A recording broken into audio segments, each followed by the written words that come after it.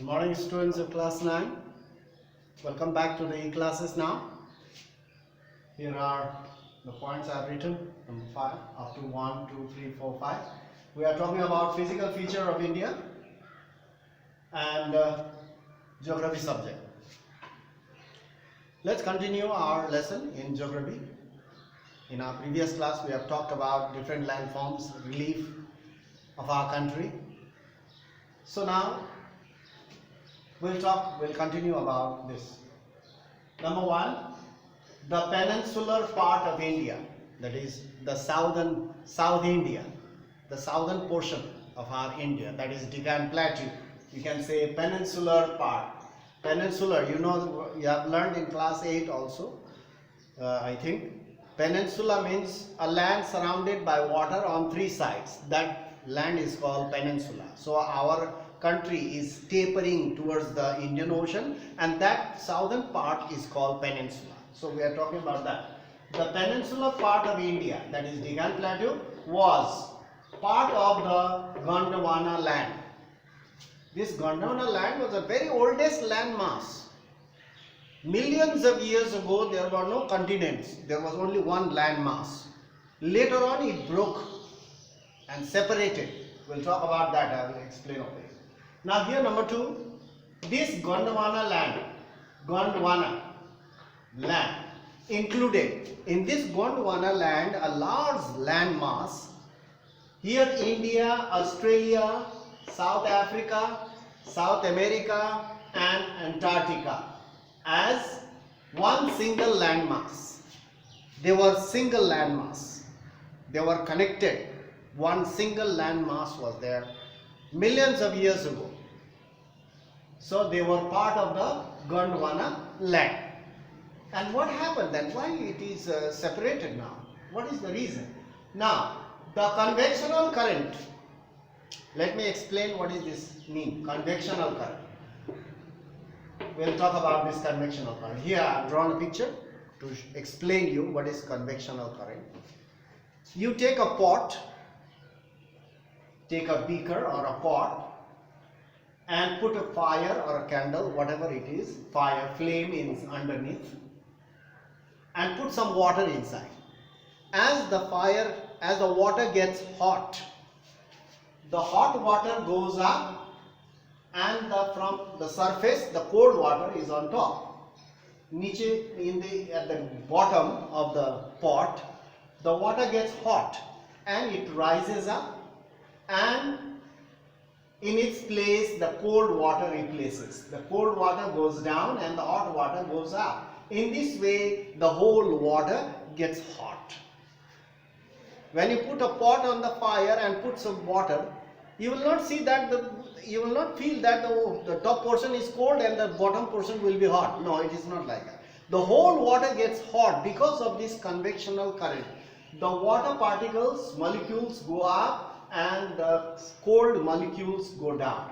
Similarly, here also this is water, this convectional current, the arrows I have shown here going up. This arrow goes up, the hot water goes up and the cold water comes down. This type of current is called convectional current. And this is a flame. You put a candle or fire. So it happens with the air also. When the land gets hot, the hot air rises and the cold air takes its place. That is called a convectional current. So let's talk about the convectional current. Inside the earth there is a hot liquid that's called magma. The core is very, very hot inside the earth. The hot lava or the magma comes up near the surface, under the plates, and near the plate it is quite cold and the cold magma goes inside. And there is a current always going up and down inside the earth. That's a current. Hot current comes up and the cold current goes down. So this convectional current always pushes the crust, the plates. The convectional current pushes the plate upward and they split. After many millions of years, after this pressure was built up, So split means separated. The conventional current split the crust. Crust means the surface, the outer portion of the earth. The crust into a number of pieces. Into a number of pieces, we call them plates. This convectional current, the movement of the magma going up and down inside from core to the surface, below the surface, and from below the surface it is going down. So below the surface is the temperature is quite low, so naturally it's quite cold. So the cold magma goes inside the core, and from the core the hot magma comes up. This movement, convectional current, split the crust and into a number of pieces, we call them plates.